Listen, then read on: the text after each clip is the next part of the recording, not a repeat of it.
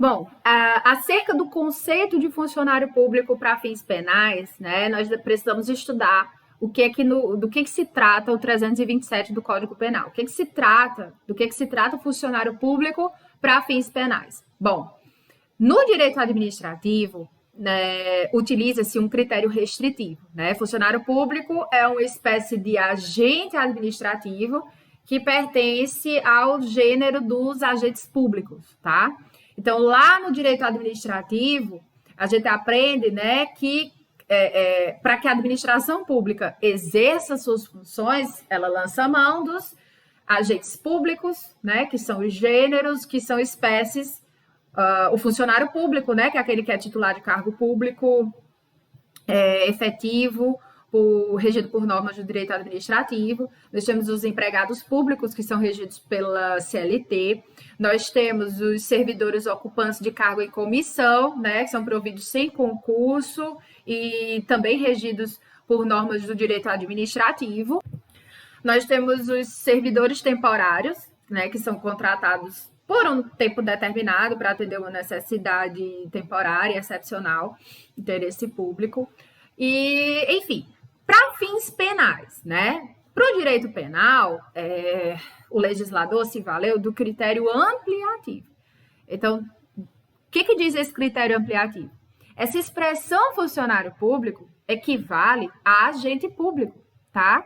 Na forma elencada pelo 327 caput do Código Penal. Então, engloba os funcionários públicos em sentido estrito, os empregados públicos, os servidores públicos ocupantes de cargo em comissão, os servidores temporários, os particulares em colaboração com o poder público, qualquer outra modalidade de agente público passível de se apresentar. Certo? Então, para fins penais, nós temos um conceito unitário, né? Ele não atende aos ensinamentos do direito administrativo nesse sentido, né? A expressão ela é tomada em sentido amplo. Então, para fins penais, funcionário público não apenas o servidor legalmente investido em cargo público, mas também aquele que exerce emprego público, função pública, ainda que de forma transitória. Me dá um exemplo, professora. Jurado, mesários eleitorais, certo? Então, vejam que o Código Penal, ele se refere a cargo, emprego e função pública.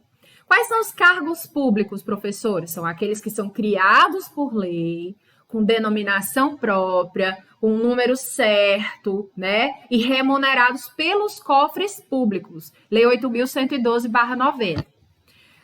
Empregos públicos, né? São encargos de trabalhos que podem ser permanentes, né? A serem preenchidos por agentes contratados para desempenhar, né? Uma relação trabalhista, sujeita aos contratos de trabalho e portanto, quem vai reger é a CLT, né? Função pública é a atividade em si mesma, é a função, função é sinônimo de uma atribuição, correspondente a algumas das tarefas, né, inúmeras tarefas que podem ser objeto dos serviços prestados pelos servidores públicos. Todo cargo tem uma função, né? Porque não se pode admitir nenhum lugar de administração, um lugar da administração que não tem uma pré-determinação das tarefas daquele servidor, né? Mas nem toda função pressupõe a existência de um cargo, né? A caracterização de funcionário público nos termos do Código Penal prescinde, não importa essa permanência de ligação do agente com o poder público. Não é necessário sequer a existência de remuneração pelos serviços prestados, né? Como é o caso dos que eu já mencionei, dos jurados ou dos mesários, né? Pode ser ato voluntário, pode ser por ato obrigatório, pode ser por ato permanente, eventual, gratuito, remunerado, de natureza específica, não importa, certo? No sentido da lei penal, funcionários públicos, eles são considerados todas essas pessoas, todos esses agentes públicos, tá? Inclusive, o advogado dativo, né? Advogado dativo, ele não foi, embora ele seja integrante dos quadros da Defensoria Pública, né? Como assim, professora? O advogado, ele pode ser contratado por meio de convênio entre a Procuradoria do Estado e a Ordem dos Advogados do Brasil para atuar na justiça gratuita, né? Ele exerce um encargo público. Ele exerce um encargo público e não uma função pública, né? Então, aí ele não se amolda ao conceito de funcionário público, segundo o STJ, né? Para fins penais, né? Então, a gente não pode confundir a função pública com o encargo público, tá? O encargo público não está abrangido pela expressão funcionário público para fins penais. Me dá outro exemplo, professora. Curadores dativos, inventariantes judiciais, certo? Ele não ocupa, ele não recebe um salário e nem tem nenhuma espécie de vínculo com o poder público. Isso é o entendimento do STJ, né? Então, é bem abrangente por um lado, mas aí vem, né, nesses casos de inventariante judicial, de advogado dativo, curadores dativos, o STJ diz que não são considerados, né, funcionário público para fins penais. Agora vamos conversar a respeito desses funcionários públicos por equiparação, que são os que estão mencionados no parágrafo 1º do artigo 327 do Código Penal, certo? O que ele diz? Vamos ler. Equipara-se a funcionário público quem exerce cargo, emprego ou função em entidade paraestatal e quem trabalha para a empresa prestadora de serviço contratada ou conveniada para a execução de atividade típica da administração pública. Como assim, professora? Entidades paraestatais, né? O que são entidades paraestatais, né? Elas são entidades que integram o chamado terceiro setor. São pessoas jurídicas de direito privado, sem fins lucrativos, certo? Que eles atuam ao lado do Estado, em colaboração com o Estado. Exemplo, SESC, SESI, SENAI, né? ONGs, são exemplos. E aí, esse conceito de entidade paraestatal, para os fins penais, não precisa ser interpretado nos termos da Lei 8666, certo?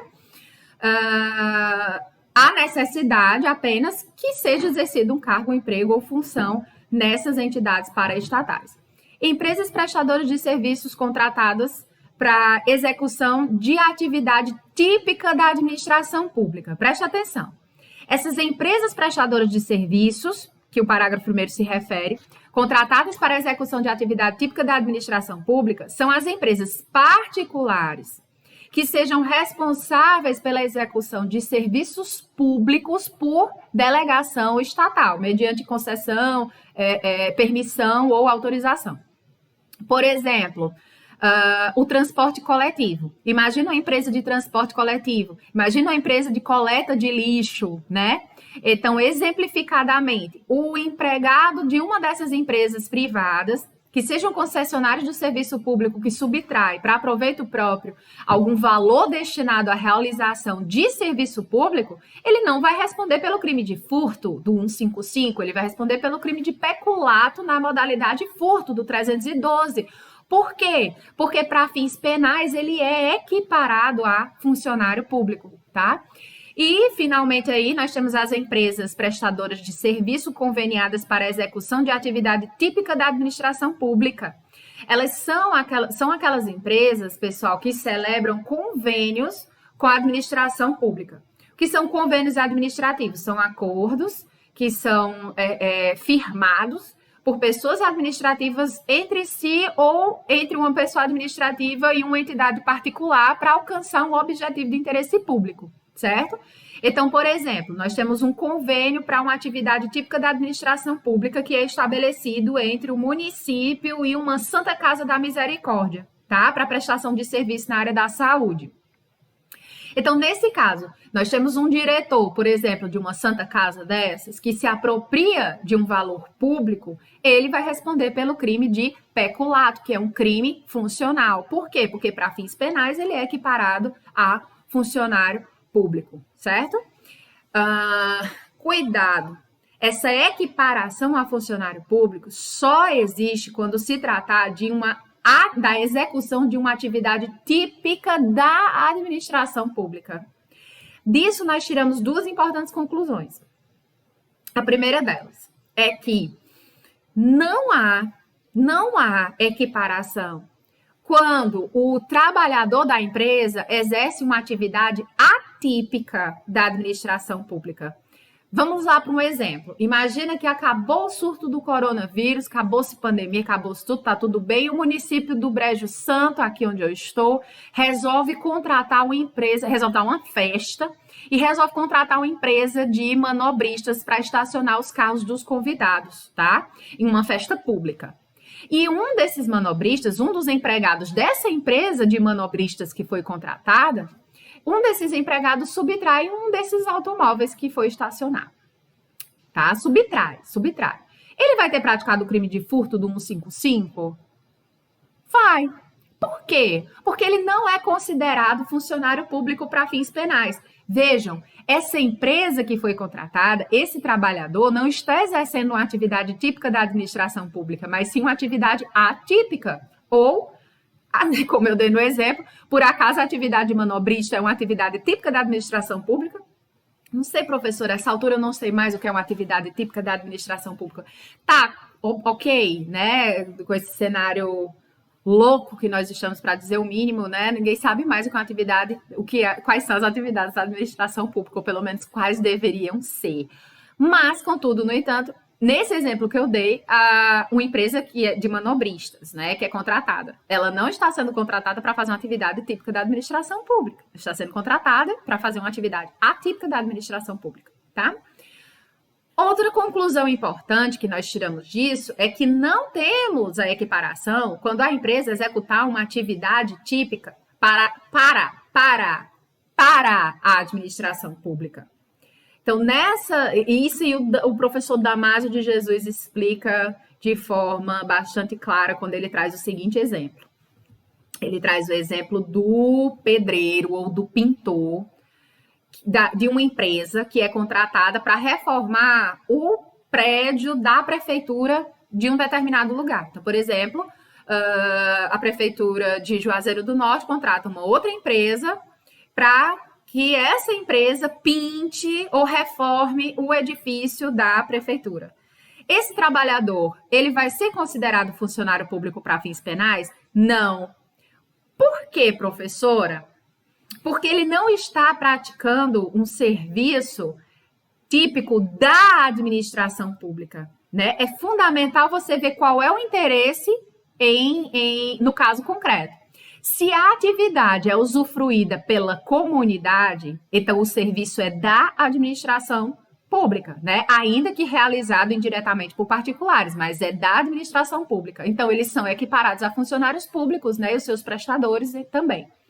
Agora, se a atividade é destinada a atender uma demanda interna da própria administração, então o serviço é para a administração. Então, não são equiparados a funcionários públicos, né? Esses funcionários que sejam da empresa privada contratada. E o exemplo que eu acho brilhante dado pelo professor Damásio de Jesus é esse do pintor, do pedreiro, para a reforma do prédio em si da administração pública. Não é algo além do interesse interno da própria estrutura física, né, da administração pública, tá?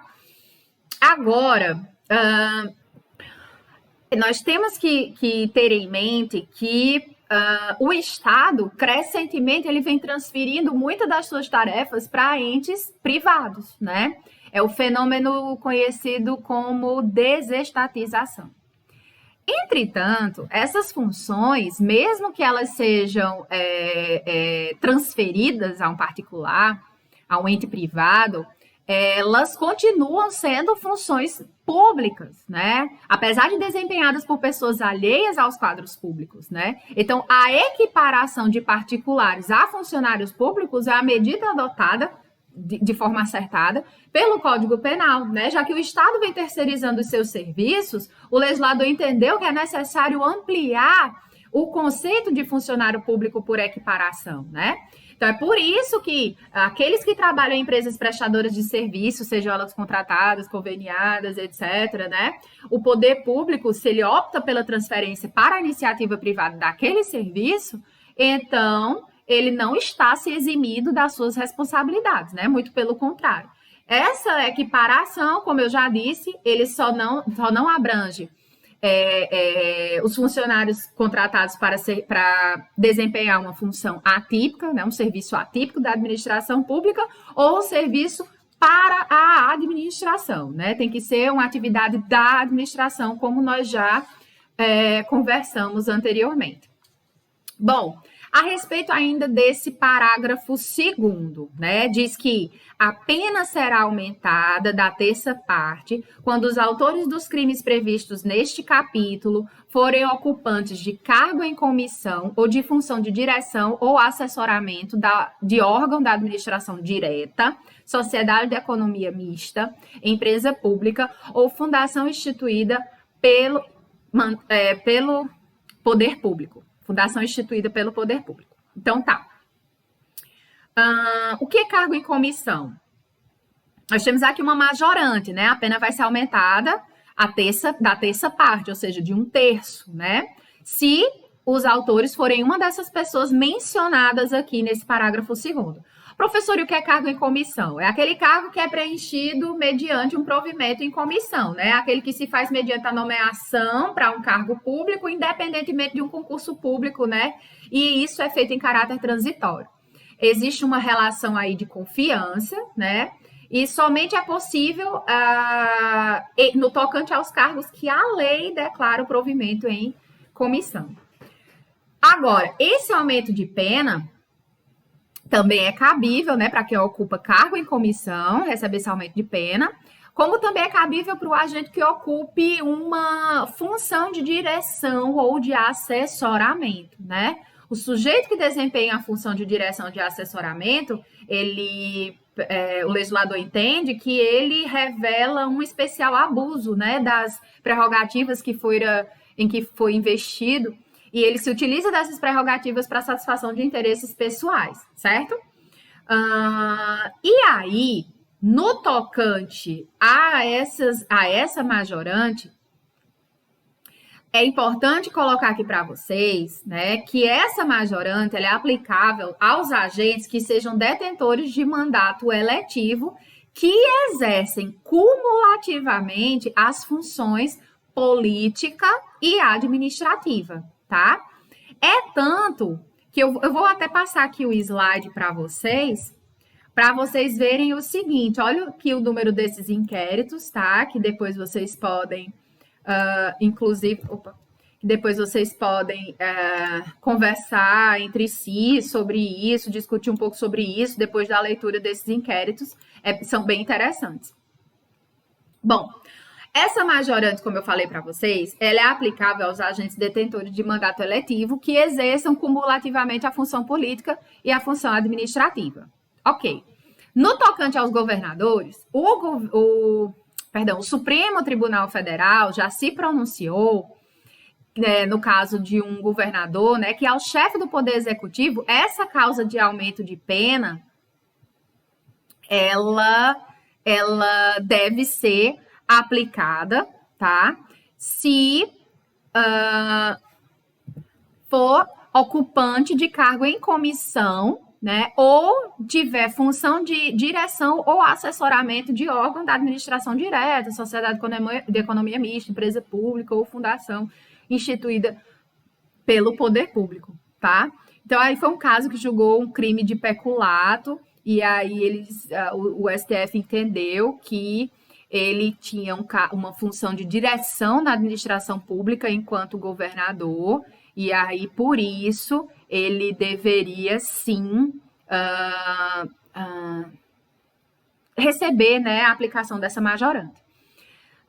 Outra coisa é que o Supremo também já disse que não é o mero exercício do mandato popular, né, que faz com que essa majorante seja aplicada. Ela não tem uma aplicação automática, né? Tem que ser, para que seja aplicada essa majorante, deve existir uma posição de hierarquia do autor do delito frente a outros funcionários públicos, né? O Supremo diz, portanto, que não é um mero exercício do mandato popular. A situação para que seja aplicada é necessário que fique demonstrado, no caso, uma hierarquia, né, do servidor em relação aos demais funcionários públicos, perdão, do funcionário público em relação aos demais funcionários públicos.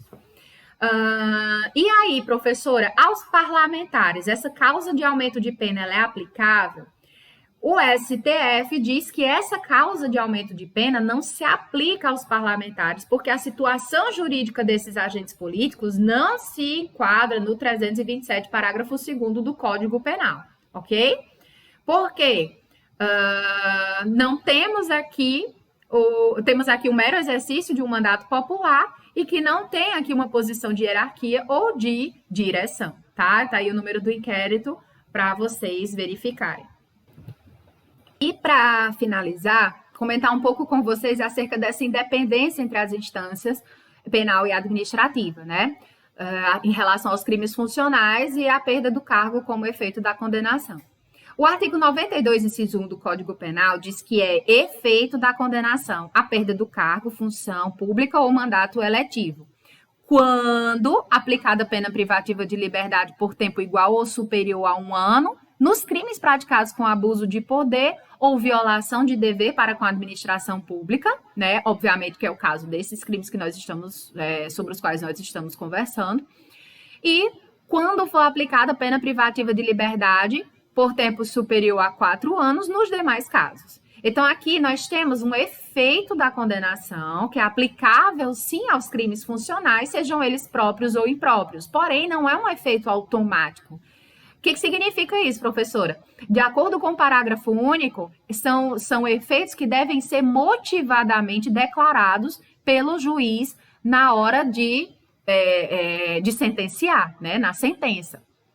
Apesar de existir uma independência entre a instância penal e a instância administrativa, a gente pode concluir que a condenação do funcionário público pela justiça penal, né, em razão da prática de um crime funcional, impede a absolvição no âmbito administrativo, né? Uma vez que os requisitos exigidos para a imposição de uma sanção penal são mais rígidos do que aqueles reclamados para uma punição administrativa.